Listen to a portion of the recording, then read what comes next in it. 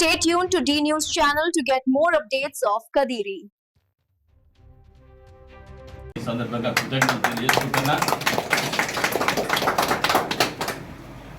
నేను కదిరి నియోజకవర్గంలో మొట్టమొదటిగా సమన్వయకర్తగా ఉన్నప్పటి నుంచి కూడా శ్రీనివాసరెడ్డి అన్న గారు నాకు తోడు నీడుగా ఉంటూ అన్ని రకాలుగా అండదండలు అందించారు. అదేవిధంగా నాకు ఆత్మీయ సోదరుడు భాస్కర్ రెడ్డి గారు కూడా నాకు ఒక తమ్ముని వలె ఈ మండలంలో ఉంటూ నాకు అన్ని వేళలా అండదండలుగా ఉన్నారు. ఈ సందర్భంగా ఆయన కూడా కృతజ్ఞతలు తెలియజేసుకుంటూ, అదేవిధంగా మొదన్న ఇంకా ఈ మండలంలో ఉన్నటువంటి వైఎస్ఆర్ కాంగ్రెస్ పార్టీ సీనియర్ లీడర్లు అందరికీ కూడా పేరు పేరున మొన్న జరిగినటువంటి సార్వత్రిక ఎన్నికల్లో ఈ మండల ఇన్ఛార్జిగా నేను ఎన్నికల్లో ప్రచార కార్యక్రమాలు పాల్గొన్నప్పుడు అందరూ కూడా ఇక్కడ ఉన్నటువంటి వాళ్ళే కాకుండా ఇంకా చాలామంది కూడా ఈ మొన్న జరిగినటువంటి ఎన్నికల్లో తోడుగా ఉండి మరి వైఎస్ఆర్ కాంగ్రెస్ పార్టీ అభ్యర్థి గెలుపు కోసం అందరూ కూడా చాలా విశేషంగా కృషి చేశారు. వాళ్ళందరికీ కూడా నేను మనస్పూర్వకంగా కృతజ్ఞతలు తెలియజేసుకుంటూ, ఇక రాష్ట్రంలో జరుగుతున్నటువంటి పరిణామాలు మనం గమనిస్తే వైఎస్ఆర్ కాంగ్రెస్ పార్టీకి, అదేవిధంగా మనందరి ప్రీతమ నాయకులు జగన్మోహన్ రెడ్డి గారికి రోజు రోజుకు ఆదరణ పెరుగుతూ ఉంది ప్రజల్లో నుంచి. అదేవిధంగా ఇప్పటికీ తెలుగుదేశం ప్రభుత్వం ఏర్పడి 2 బడ్జెట్లు అంటే దాదాపు 2 సంవత్సరాలు పూర్తి చేసుకుంది. ఇప్పుడు 3వ బడ్జెట్ వస్తూ ఉంది. ఇంకా 2 బడ్జెట్లు పూర్తి చేసుకుంటే వాళ్ళ పదవీ కాలం పూర్తి అయిపోతుంది.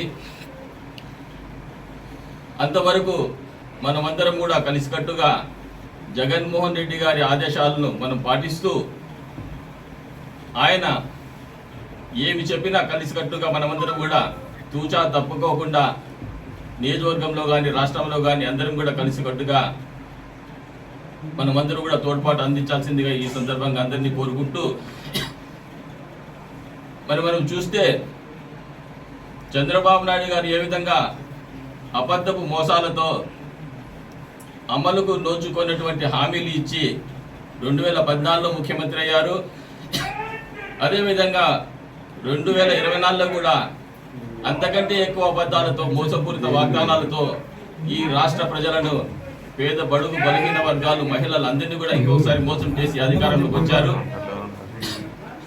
వచ్చినప్పటి నుంచి ఈ రాష్ట్ర అభివృద్ధికి ఆయన ఏమాత్రం పాటుపడుకోకుండా ఏ విధంగానైనా జగన్మోహన్ రెడ్డి గారి చరిష్మాను తగ్గించాలని ప్రయత్నాల్లోనే ఉన్నారు. గత సంవత్సరం విజయవాడలో వరదలు వచ్చినప్పుడు ఆ వరదలను అరికట్టడంలో కానీ, ప్రజలను ఆదుకోవడంలో కానీ పూర్తిగా విఫలమై డైవర్షన్ పాలిటిక్స్లో భాగంగా ఆ రోజు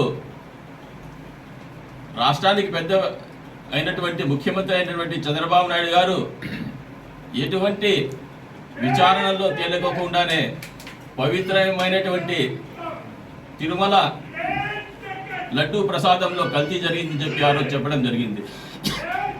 దేశ ప్రజలందరూ కూడా అవక్కయ్యారు. ఆ రోజు ఎటువంటి విచారణ, ఏ దర్యాప్తు సంస్థ కూడా ఆ లడ్డూలో కల్తీ ఉందని చెప్పుకోకుండానే ఈ పెద్ద మనిషి నిరాధారమైనటువంటి ఆరోపణలతో జగన్మోహన్ రెడ్డి గారి చరిష్మాను తగ్గించడానికి ప్రయత్నం చేసి ఆ రోజు ఆరోపణలు చేశారు. మరి ఆ ఆరోపణలు నిజం చేయాలని చెప్పి చంద్రబాబు నాయుడు గారు ముఖ్యమంత్రి హోదాలో రాష్ట్రంలోనే ఒక సిట్ ఏర్పాటు చేసి ఆ నిందను జగన్మోహన్ రెడ్డి గారిపై వేయాలని చెప్పి పూర్తిగా ఉందా అనే వివరాలతో కూడినటువంటి ఒక దర్యాప్తును ఇవ్వాల్సిందిగా సుప్రీంకోర్టు కోరడం జరిగింది. అదేవిధంగా ఒక స్వతంత్ర సిబిఐ దర్యాప్తు సంస్థ సిట్ మరి రాష్ట్రంలో తిరుమల లడ్డూ మీద ఆ లడ్డూని తీసుకుని వెళ్ళి గుజరాత్లో కానీ వేరే ల్యాబ్లలో పరీక్ష నిర్వహించి ఈ లడ్డూలో ఏ విధమైనటువంటి జంతువు కొవ్వు కలవలేదు అని చెప్పడం జరిగింది. మరి ఆ పూర్తి నివేదిక కూడా కోర్టుకు సమర్పించారు వాళ్ళు. మరి ఇప్పుడు చంద్రబాబు నాయుడు గారు ఏం చెప్తారు ఈ రాష్ట్ర ప్రజలకు? ఈ రాష్ట్ర ప్రజలుగా కాకుండా దేశంలో మరి అదేవిధంగా ప్రపంచంలో ఉన్నటువంటి హిందూ సోదరులందరికీ కూడా ఆయన క్షమాపణలు చెప్పాలి. ఆయన గుండు గీయించుకొని మరి ఇటువంటి పవిత్రమైనటువంటి ఆలయాల్లో కూడా రాజకీయాలు చేయకోకుండా ఇంకొక వారు చేయని చెప్పి ముక్కు చెప్పులు వేసుకోవాల్సిందిగా ఈ సందర్భంగా ఆయన డిమాండ్ చేస్తూ, ఈయన ప్రతిసారి కూడా డైవర్షన్ పాలిటిక్స్ చేస్తుంటాడు. ప్రజా సమస్యలు తెలుగుదేశం పార్టీకి వ్యతిరేకంగా ఉన్నప్పుడల్లా ఆ సమస్యల మీద నుంచి డైవర్షన్ చేసే పాలిటిక్స్ చేస్తాడు.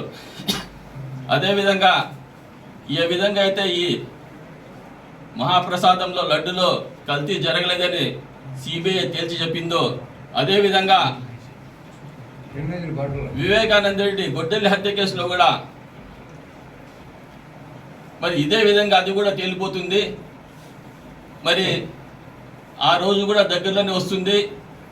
ఊరికే కేవలం ఇటువంటి ఆధారం లేనటువంటి ఆరోపణలు చేస్తూ వైఎస్ఆర్ కాంగ్రెస్ పార్టీని, జగన్మోహన్ రెడ్డి గారిని, అదేవిధంగా వైఎస్ఆర్ కాంగ్రెస్ పార్టీ నాయకులందరూ కూడా చాలా ఇబ్బందులు పెడుతున్నారు. తెలుగుదేశం పార్టీ వాళ్ళు మీ రెడ్ బుక్ అన్ని కూడా మర్చి పెట్టుకోండి.